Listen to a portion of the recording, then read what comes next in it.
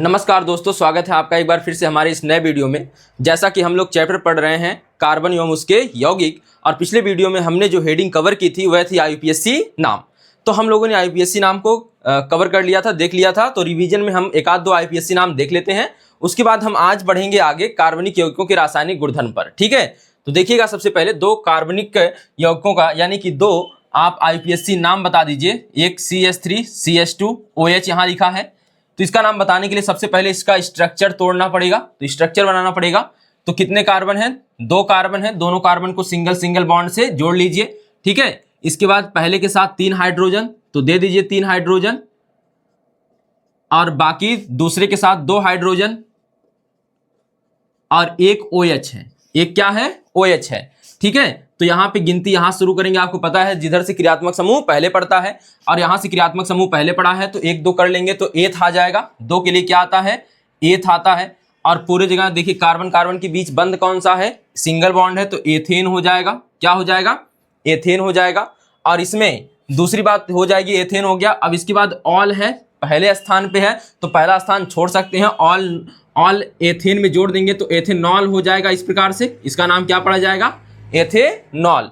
ठीक है, यह हो गया एक। दूसरा भी देख लीजिए एक और, तो यहां पे देख लेते हैं CH3 CH2 CH2 CHO। ठीक है, आइए इसका बनाते हैं, नामकरण करते हैं। तो सबसे पहले इसका भी स्ट्रक्चर बनाइए। तो कितने कार्बन है? 1 2 3 4, तो 1 2 3 4 हो गया। ठीक है, 4 कार्बन है हमारे पास। पहले कार्बन के साथ 3 हाइड्रोजन, दूसरे कार्बन के साथ 2 हाइड्रोजन, अगले के साथ 2 हाइड्रोजन। ठीक है, अगले के साथ एक H है, एक क्या है? O है, यानी कि CHO है। तो CHO का स्ट्रक्चर इस प्रकार से बनता है, आप लोग जानते हैं। ठीक है, अब आइए इसका नामकरण करते हैं। तो नामकरण करने के लिए हमें जिधर से क्रियात्मक समूह पहले दिखेगा, गिनती उधर से चालू करेंगे। तो यहां से 1 2 3 4, 4 कार्बन के लिए किसका प्रयोग करते हैं? तो मेथ एथ प्रोप ब्यूट का प्रयोग करते हैं। तो यहां पे हो गया ब्यूट। और बताइए बॉन्ड कौन सा सबके बीच में? सभी कार्बन के बीच में सिंगल बॉन्ड है। आपको पता है कि कार्बन कार्बन के बीच बंध देखा जाता है, बाकी यहाँ कार्बन और ऑक्सीजन का बंध नहीं कहेंगे कि ये इन बना लेगा। हमें कार्बन कार्बन के बीच बंध जो दिख रहा है, हम उसी का नामकरण करेंगे। तो यह हो जाएगा ब्यूटेन। क्या हो जाएगा? सिंगल बॉन्ड है तो क्या हो जाएगा? ब्यूटेन हो जाएगा। ठीक है, अब ब्यूटेन हो गया। इसके बाद क्रियात्मक समूह कौन था? अल।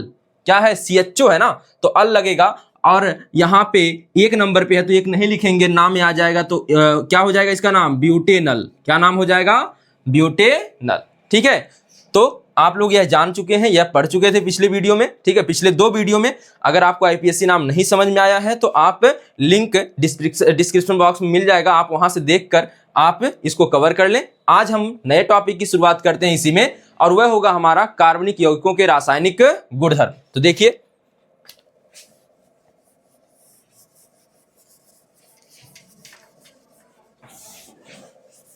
कार्बनिक यौगिकों के क्या पढ़ना हमें? रासायनिक गुण धर्म।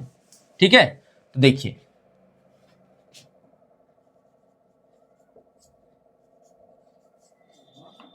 कार्बनिक यौगिकों के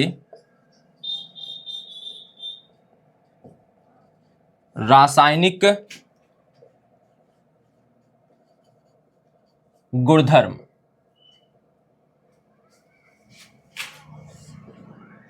तो देखिए, पहले मैं सिंपल भाषा में यहां पे लिख लेता हूं कौन कौन से रासायनिक गुणधर्म पढ़ने हैं।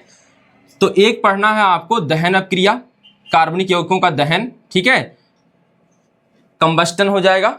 दूसरी एक अपक्रिया पढ़नी है योगात्मक। यहां योगात्मक में थोड़ा सा अंतर रहेगा संयोजन अपक्रिया से, लगभग सेम होता है लेकिन थोड़ा अंतर रहेगा।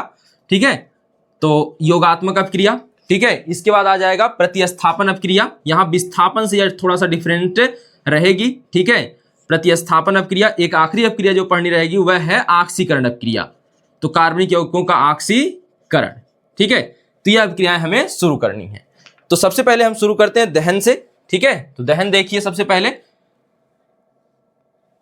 तो सबसे पहली अपक्रिया हम हेडिंग बना लेते हैं दहन अपक्रिया, या लिख सकते हैं कार्बनिक यौगिकों का दहन।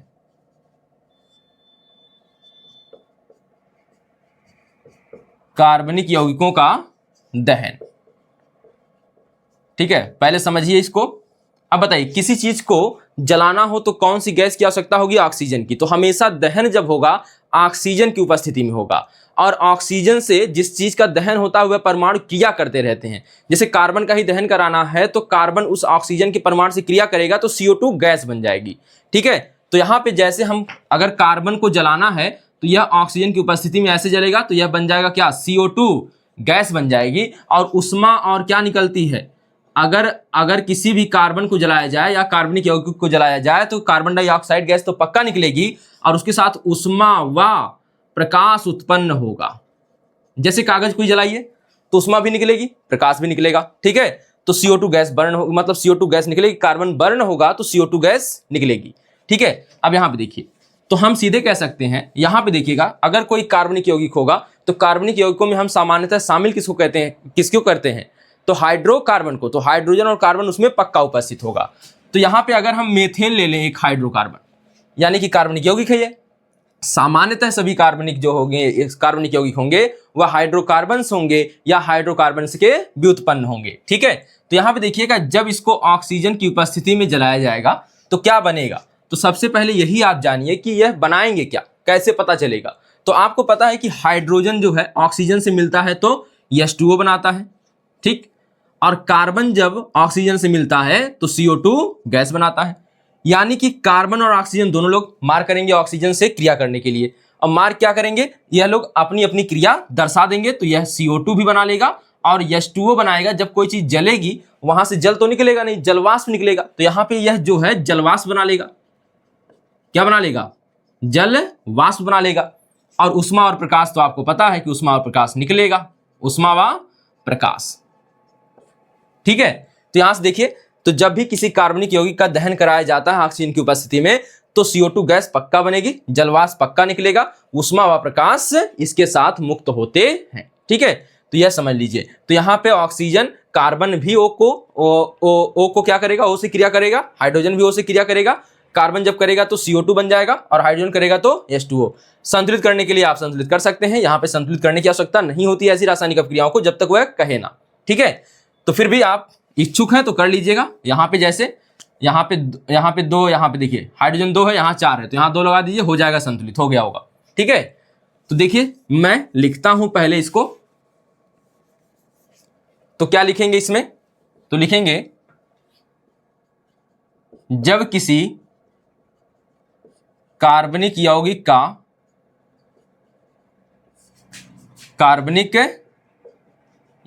का ऑक्सीजन की उपस्थिति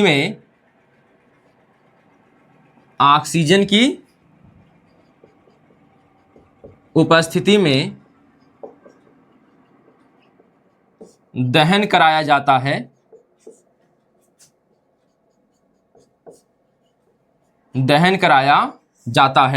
तो CO2 गैस व जलवाष्प का निर्माण होता है,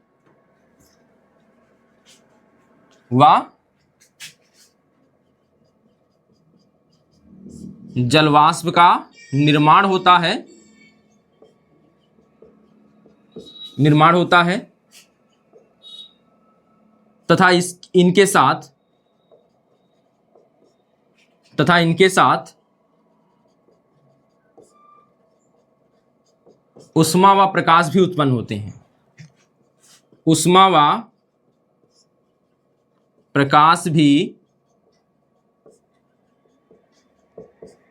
उत्पन्न होते हैं। ठीक है, तो इनके साथ उष्मा व प्रकाश भी उत्पन्न होते हैं। ठीक है, तो यहाँ पे CO2 गैस अंडरलाइन कर लीजिएगा और जलवाष्प को अंडरलाइन कर लीजिएगा, का निर्माण होता है तथा इनके साथ उष्मा व प्रकाश क्या होते हैं? उत्पन्न होते हैं। तो उदाहरण के लिए आप लोग लिख सकते हैं, उदाहरण, तो सबसे पहले एक मेथेन ही लिख लेते हैं, तो CH4।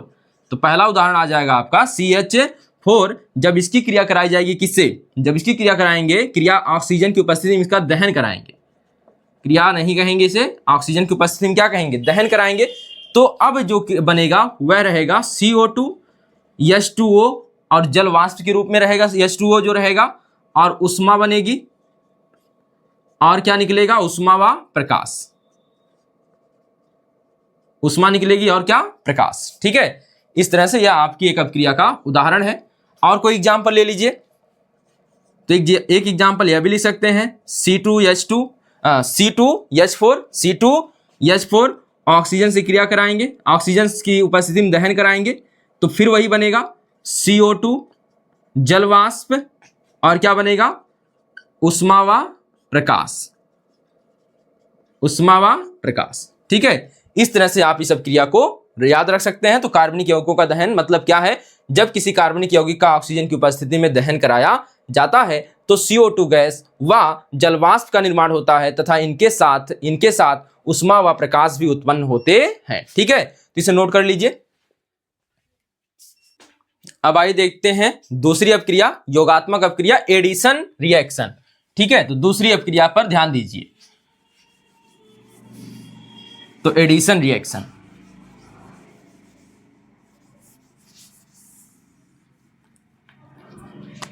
नंबर 2 योगात्मक अभिक्रिया। योगात्मक अभिक्रिया, अब कोष्टक में क्या लिखेंगे, एडिशन रिएक्शन।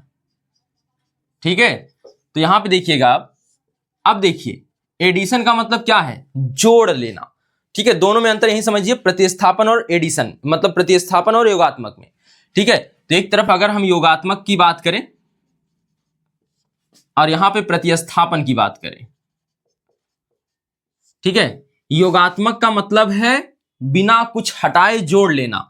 मान लेते हैं यहां पर A और B हैं, इनके साथ C आकर और रहने लगा तो कहेंगे A B C रहने लगे साथ में, तो इसे कहेंगे योगात्मक। ठीक है, और अगर हम बात करें A और B यहां पर कोई रह रहे हैं, तीसरा जब C आया तो B को हटना पड़ा, तो यहां पे हो जाएगा यह क्या, प्रतिस्थापन। तो इस तरह से हम योगात्मक और प्रतिस्थापन को समझ सकते हैं। यहां पर बिना किसी परमाणु को हटाए जब कोई अन्य परमाणु भी जोड़ लिया जाता है तो उसे योगात्मक अपक्रिया कहेंगे, और यहां पर किसी परमाणु को हटाकर जब अन्य परमाणु जुड़ते हैं तो उसे प्रतिस्थापन अपक्रिया कहते हैं। ठीक है, देखिए, तो अब योगात्मक की परिभाषा लिखते हैं, या फिर पहले उदाहरण से समझिए कि कैसे होगा योगात्मक। तो यहां पे अगर हम बात करें CH2, इस प्रकार से यहां 2 हाइड्रोजन, यहां 2 हाइड्रोजन, डबल बॉन्ड, और यहां 1 हाइड्रोजन, यहां 1 हाइड्रोजन। देखिए एक चीज पर और ध्यान दीजिएगा, जितने भी असंतृप्त हाइड्रोकार्बन है वह संतृप्त हाइड्रोकार्बन का रूप लेना चाहते हैं। तो असंतृप्त हाइड्रोकार्बन का मतलब हो गया द्विबंध और त्रिबंध वाले हाइड्रोकार्बन। ठीक है, तो अगर द्विबंध वाला है तो वह किसी ना किसी प्रकार से एकल बंध में जाना चाहेगा, यानी कि सिंगल बॉन्ड ग्रहण करना चाहेगा। तो अगर हम इसकी H2 से क्रिया करा दें तो इसके पास देखिए, अगर यह देखिए यहां पे, तो यह पहले तो अपना बॉन्ड त्याग कर एक कर लेगा, तो यहां पर 2 हाइड्रोजन इसके पास पहले से हैं और इसके पास भी 2 हाइड्रोजन पहले से हैं। अब हमारे पास 2 हाइड्रोजन और हैं, तो 1 हाइड्रोजन इसको दे दीजिए, इसका चार पूरा हो जाएगा, 1 हाइड्रोजन इसको दे दीजिए, इसका चार पूरा हो जाएगा। तो इस प्रकार से यह असंतृप्त हाइड्रोकार्बन संतृप्त हाइड्रोकार्बन में बदल गया, और इसीलिए आपको लिखवाया गया था पीछे कि योगात्मक अपक्रिया किसमें होती है, असंतृप्त। यहां पे देखिएगा, तो यह हो गया असंतृप्त हाइड्रोकार्बन में।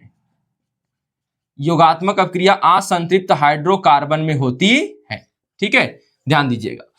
और प्रतिस्थापन अपक्रिया जो होती है वह संतृप्त हाइड्रोकार्बन में होती है। किसमें होती है, संतृप्त हाइड्रोकार्बन में होती है। यह पीछे बताया जा चुका है क्यों होता है ऐसा। तो यहां पे देखिएगा, सभी असंतृप्त हाइड्रोकार्बन किसी ना किसी प्रकार से क्या बनना चाहते हैं, संतृप्त बनना चाहते हैं। सभी असंतृप्त हाइड्रोकार्बन किसी ना किसी प्रकार से क्या बनना चाहते हैं, संतृप्त बनना चाहते हैं। अब बताइए, अगर कोई बारात में गया है, जब तक खाना नहीं खाया रहेगा तब तक वह असंतृप्त अवस्था में है। जब वह खा लेगा तो किस अवस्था में आ जाएगा, संतृप्त। फिर उसका दोस्त आएगा, उसके साथ कहेगा चलने के लिए, खाने के लिए कहेगा, तो वह जाएगा नहीं जाएगा, क्योंकि वह संतृप्त हो चुका है। ठीक है, तो इस तरह से हम कहेंगे यह असंतृप्त। जब तक वह बारात में बिना खाए घूमेगा तब तक वह भोजन की तरफ निहारेगा। तो इस तरह से जब हम देखेंगे, जब तक वह खा नहीं लेता, जब तक वह तृप्त नहीं हो जाता, तब तक वह भोजन को निहारता रहेगा। इस तरह से हम कह सकते हैं कि वह असंतृप्त है, लेकिन जो ही भोजन कर लिया त्यों ही वह तृप्त हो गया, संतृप्त हो गया।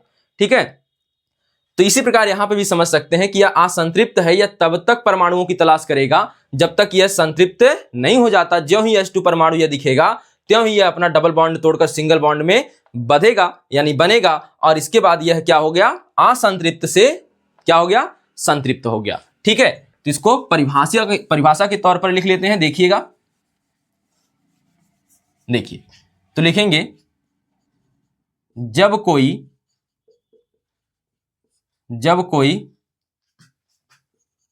कार्बनिक अणु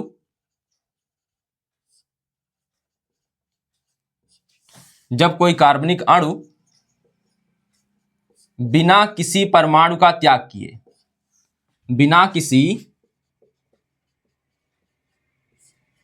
परमाणु का त्याग किए अन्य परमाणु या परमाणुओं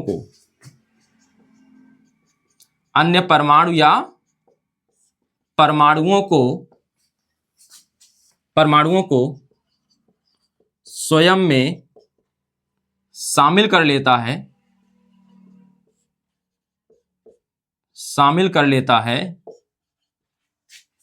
तो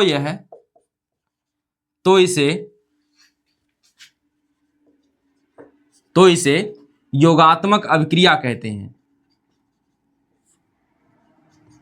तो इसे योगात्मक अभिक्रिया कहते हैं, ठीक है। और यहां पे कोष्टक में यह भी लिख लीजिएगा, असंतृप्त हाइड्रोकार्बन में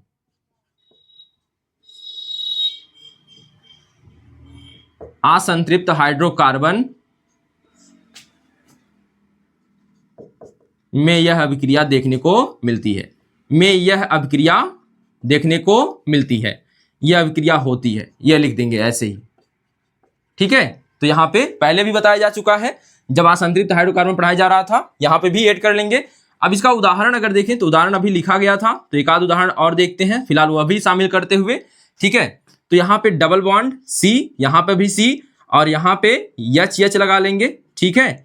और यहाँ पे H लगने के बाद यहाँ पे H2 की क्रिया करानी है, ठीक है। बाद में हम लोग पढ़ेंगे कि हाइड्रोजनीकरण भी पढ़ना है, तो हाइड्रोजनीकरण का भी यह उदाहरण हो जाएगा, ठीक है। तो यहाँ पे देखिएगा, तो यहाँ पे जब यह हाइड्रोजन क्रिया करेगा तो यह डबल बॉन्ड टूटकर सिंगल बॉन्ड में कन्वर्ट हो जाएगा। तो कार्बन कार्बन के बीच जो बंध होगा, वह कार्बन कार्बन के बीच बंध जो हो गया, वह कौन हो गया? Single bond. पहले से दो हाइड्रोजन हैं दोनों के पास, तो यहाँ पे 2 हाइड्रोजन यहाँ से निकाल के लगा देंगे, तो एक हाइड्रोजन यहाँ हो गया, एक हाइड्रोजन यहाँ हो गया, ठीक है। अब देखिए इसी प्रकार दूसरा एग्जाम्पल देखिए, तो दूसरे एग्जाम्पल में ट्रिपल बॉन्ड लगा लेते हैं और एक ही H हमारे पास रहेगा, ठीक है। तो यहाँ पे देखिए, अब इसकी क्रिया फिर से H2 से कराइए, और यहाँ पे तो कार्बन कार्बन जो बंध है वह टूट कर किस में हो जाएगा? सिंगल बॉन्ड में बदल जाएगा। तो इस प्रकार से यह देखिए, पहले एक ही H है इसके पास भी एक ही H है, 2 H हमारे पास यहाँ है, तो एक यहाँ दे दिए, एक यहाँ दे दीजिए, लेकिन अभी भी 2 हाइड्रोजन की कमी है, तो आप इसका 2 गुना कर दीजिए संतुलित करते समय जैसे बनाते हैं। तो यहाँ पे एक हाइड्रोजन और आ गया, यहाँ हाइड्रोजन एक और आ गया, तो यह हो गया देखिए असंतृप्त से संतृप्त हो गया, ठीक है। तो यह हो गया आपका योगात्मक अभिक्रिया। एक बार फिर सुन लीजिए, जब कोई कार्बनिक अणु या जब कोई कार्बनिक यौगिक भी लिख सकते हैं, जब कोई कार्बनिक यौगिक बिना किसी परमाणु का त्याग किए अन्य परमाणु या परमाणुओं को स्वयं में शामिल कर लेता है, तो इसे योगात्मक अभिक्रिया कहते हैं, और यह असंतृप्त हाइड्रोकार्बन में देखने को मिलती है। इसके उदाहरण आपके यहाँ पे दिए गए हैं, ठीक है, नोट कर लीजिए इसको। तो अब आइए बात करते हैं अगली अभिक्रिया जो है हमारी प्रतिस्थापन अभिक्रिया। तो देखिएगा, प्रतिस्थापन अभिक्रिया, सब्स्टिट्यूशन रिएक्शन।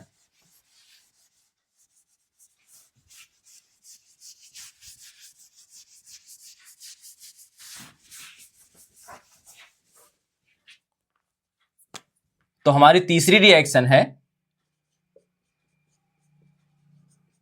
प्रतिस्थापन अभिक्रिया, ठीक है। तो यह हो जाएगा सब्स्टिट्यूशन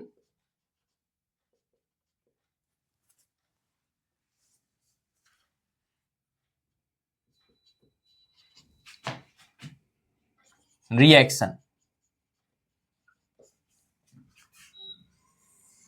ठीक है। तो आइए इसकी बात करते हैं। तो प्रतिस्थापन अभिक्रिया की, तो जैसा कि पहले ही बता दिया कि अब यहां पे परमाणु हटेगा तब नया परमाणु जुड़ेगा, ठीक है। तो परमाणु हटेगा तो फिर परमाणु नया जुड़ेगा, तो वह कहलाएगा प्रतिस्थापन अभिक्रिया कहलाएगा। तो यह कार्बनिक यौगिकों के लिए हम पढ़ते हैं, तो फिर से देखिएगा यहाँ पे वह रासायनिक अभिक्रिया इस प्रकार से लिख लेंगे, जैसा कि आप पहले से लिखते हुए आ रहे हैं, वह रासायनिक अपक्रिया, यह सटीक भी लगता है, वह रासायनिक, यह पिछले परिभाषा में भी इस प्रकार से कर सकते हैं जो योगात्मक वाली बताई गई है, ठीक है। तो वह रासायनिक अभिक्रिया, वह रासायनिक अभिक्रिया जिसमें कोई कार्बनिक अणु, जिसमें कोई कार्बनिक अणु परमाणु या परमाणुओं का त्याग करके, जिसमें कोई कार्बनिक अणु एक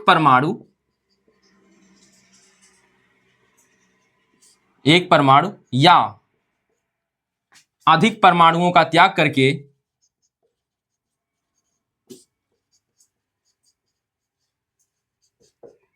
परमाणुओं का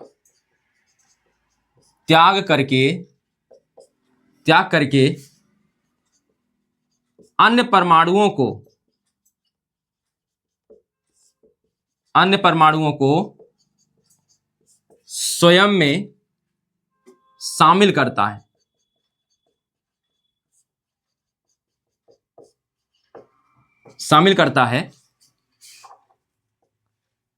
प्रतिस्थापन अभिक्रिया कहलाती है।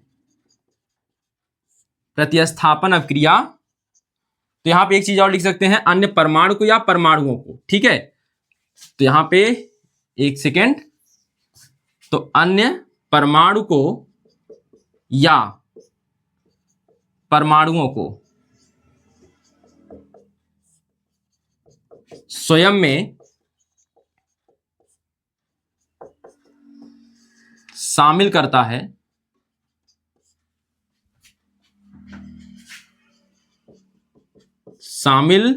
है, प्रतिस्थापन अभिक्रिया कहलाती है।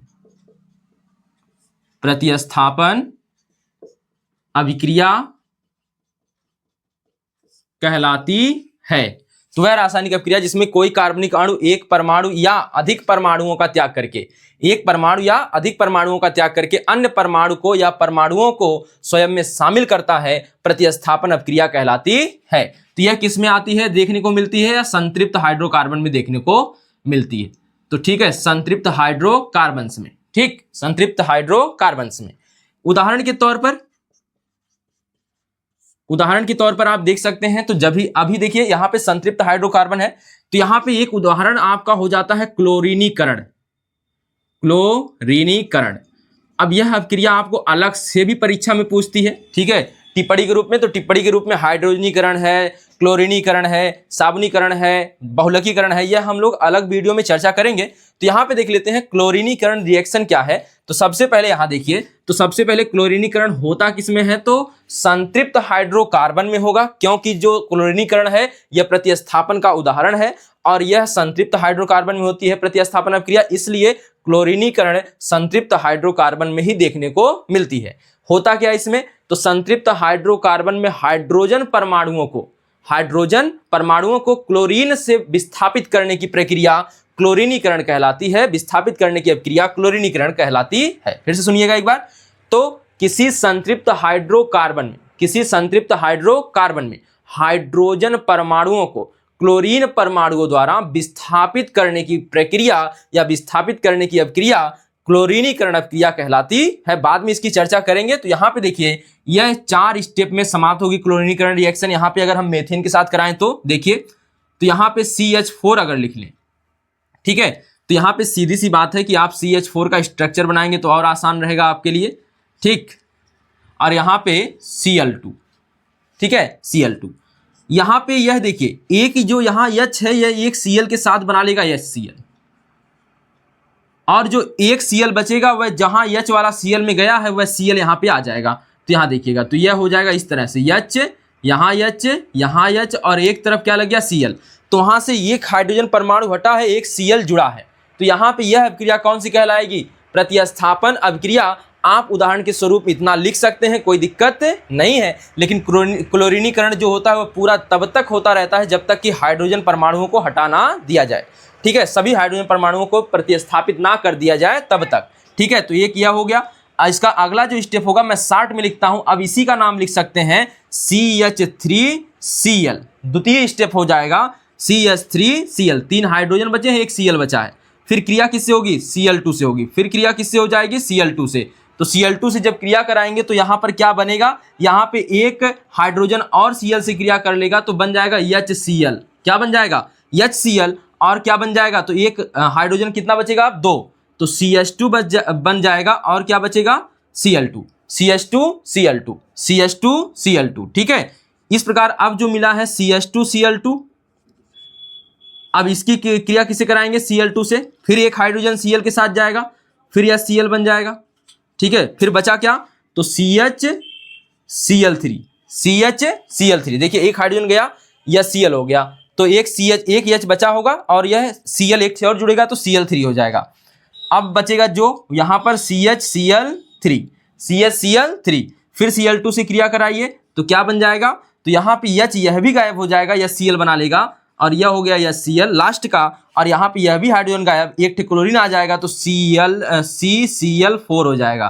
कार्बन टेट्रा क्लोराइड इसे बोलते हैं, कार्बन टेट्रा क्लोराइड बोलते हैं। ठीक है, तो यह आपका एग्जाम्पल है क्लोरीनीकरण का, और यहाँ पे यह आप स्टेप 1 स्टेप 2 कर लिख सकते हैं, स्टेप 1 स्टेप 2 और यह हो गया स्टेप 3 और यह हो गया स्टेप 4। ठीक है, तो यह हो गया क्लोरीनीकरण के 4 क्या हो गए हैं, आपके 4 चरण हो गए। ठीक है, तो आप इसको भी उतारिएगा एक बार, और यहाँ पे यह समझ में आया होगा आपको कि यहाँ पे एक हाइड्रोजन हटेगा, क्लोरीन से मिलेगा, फिर क्लोरीन उसी हाइड्रोजन के स्थान पर आ जाएगा, और वह जो हटा होगा यहाँ से Cl के साथ मिलकर यह Cl अम्ल बना लेगा। ठीक है, और यहाँ पे देखिए जो बचा हुआ हम उसको यहाँ पे लाएंगे, अब तो CH3Cl, तो हमने इसको यहाँ लाया और Cl2 के साथ फिर से क्रिया करा दी। ठीक है, यह अब क्रिया तब तक कराते हैं जब तक कि सभी हाइड्रोजन परमाणु क्लोरीन से प्रतिस्थापित ना हो जाए। ठीक है, इसे कहते हैं क्लोरीनीकरण। अब यहाँ पे जब हमने किया तो यहाँ पे और हटाते रहें, देख लीजिए। ठीक है, इस प्रकार से हटा रहे हैं, तो यहाँ पे यह हो गया। अब यहाँ पे 3 है, 3 H है, तो एक HCl बना लेगा और बचेगा 2 H, तो और एक Cl और आ जाएगा तो Cl2 हो गया। फिर क्या है, CH2 है, एक हाइड्रोजन फिर से Cl के साथ जाएगा तो यह Cl बनाएगा, तो एक H बचेगा, CH बचेगा तो CH हो गया। अब एक Cl और जुड़ेगा तो Cl3 हो जाएगा। इसके बाद CHCl3 वहां से उठा के लाएंगे, Cl2 के साथ क्रिया कराएंगे, CCl4 और HCl बन जाएगा, और यह हो गया carbon tetra chloride, carbon tetra chloride. ठीक है, उतार लीजिए इसको। तो अब आइए बात करते हैं आखिरी जो रासायनिक अपक्रिया है, ऑक्सीकरण। ठीक है, तो ऑक्सीकरण, तो अब देखिएगा कार्बनिक यौगिकों का जो ऑक्सीकरण होता है वह अम्लीय KMnO4 हो, यानी कि पोटेशियम परमैंगनेट हो, या फिर नहीं क्षारीय पोटेशियम परमैंगनेट, क्षारीय पोटेशियम परमैंगनेट, और अम्लीय क्या होना चाहिए, या अम्लीय हो कौन, पोटेशियम डाइक्रोमेट, पोटेशियम डाइक्रोमेट यानी K2Cr2O7।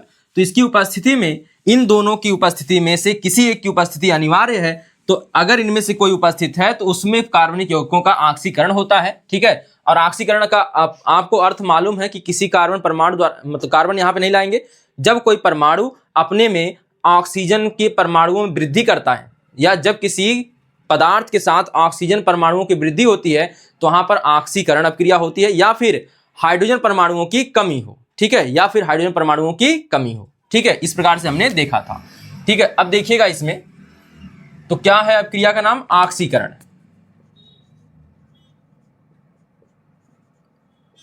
ऑक्सीकरण अभिक्रिया।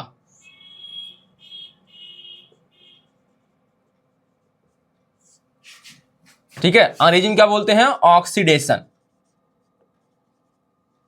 रिएक्शन।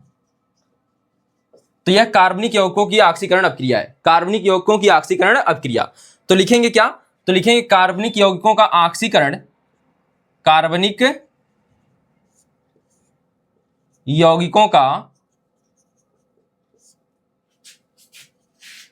ऑक्सीकरण, ऑक्सीकरण क्षारीय KMnO4 या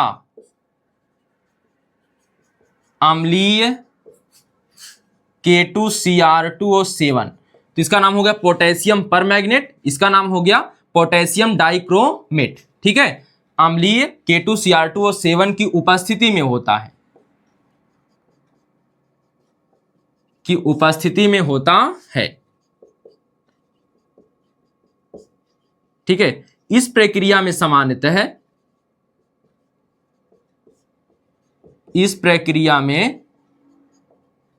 सामान्यतः एल्कोहल से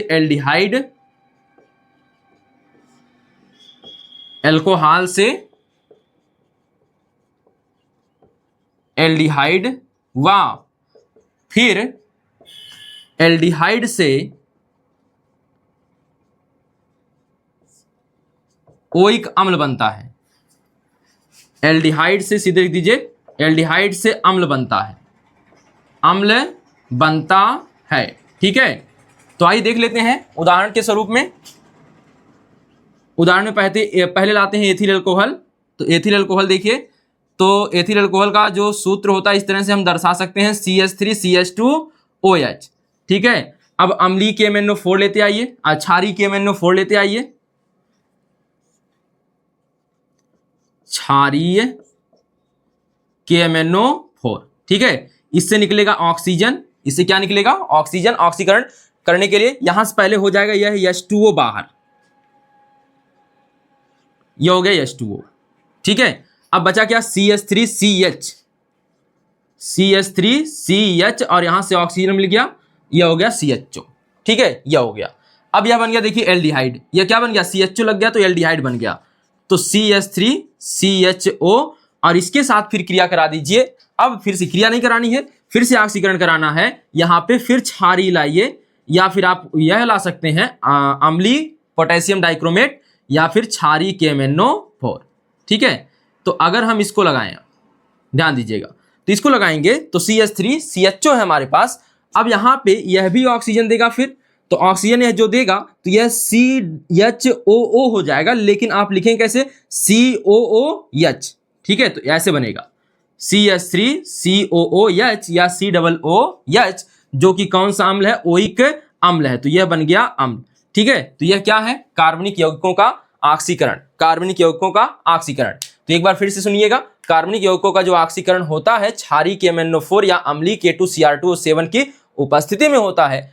इस प्रक्रिया में सामान्यतः अल्कोहल से क्या बनता है, एल्डिहाइड बनता है, व फिर एल्डिहाइड से अम्ल बनता है। उदाहरण स्वरूप यह आपके सामने है, ठीक है। तो हमने एथिल अल्कोहल लिया है और एथिल अल्कोहल से पहले क्या बना, एल्डिहाइड बना, यानी कि CH3CHO बना, ठीक है। और यहाँ पे बना क्या है, अच्छा इसे क्या कहेंगे, एथेनॉल कहेंगे, और इसे क्या कहेंगे, एथेनोइक अम्ल कहेंगे, ठीक है। तो यहाँ पे फिर हमें अंत में एथेनोइक अम्ल मिल गया है, ठीक है। उतार लीजिए इसको भी। तो आपने इसे उतार लिया होगा और समझ में भी आया होगा आप लोगों को दहन, योगात्मक प्रतिस्थापन और ऑक्सीकरण, ठीक है। यह है कार्बन की जो कार्बनिक यौगिक होते हैं उनके रासायनिक गुणधर्म। तो चारों अपक्रियाओं को तैयार करिएगा। बोर्ड के लिए यह दोनों अपक्रियाएं महत्वपूर्ण है, योगात्मक और प्रतिस्थापन। याद रखेंगे जब भी संयोजन और वियोजन आ जाए तो उनको संयोजन और वियोजन पहले चैप्टर के आधार पर लिखेंगे, और जब योगात्मक और प्रतिस्थापन आ जाए तो हम कार्बनिक यौगिकों के आधार पर लिखेंगे, ठीक है। तो यहाँ पे इस बात का विशेष ध्यान दीजिएगा, ठीक। तो योगात्मक में संयोजन लिखने से बचिएगा और प्रतिस्थापन में विस्थापन लिखने से बचिएगा। एक सेम टू सेम उसी ढंग की होती हैं अपक्रियाएं, लेकिन आपको बचना होगा यहाँ पे, ठीक है। तो आप ध्यान रखेंगे इसको, और फिर मिलते हैं अगले वीडियो में। इस वीडियो में हम यहीं तक छोड़ते हैं, ठीक है। तो अगले वीडियो में हमें बात करना है कुछ अन्य जो हेडिंगें बची हैं, जैसे हमें पढ़ना एसिटिक अम्ल का निर्माण कैसे होगा, रासायनिक गुणधर्म, भौतिक गुणधर्म, उपयोग, ये सभी पढ़ना है। फिर पढ़ना है कि एल्कोहल, एथिल अल्कोहल है, उसका निर्माण, भौतिक और रासायनिक गुणधर्म और उपयोग पढ़ना है, ठीक है। तो हम पढ़ेंगे फिर अगले वीडियो में। फिर मिलते हैं अगले वीडियो में। धन्यवाद।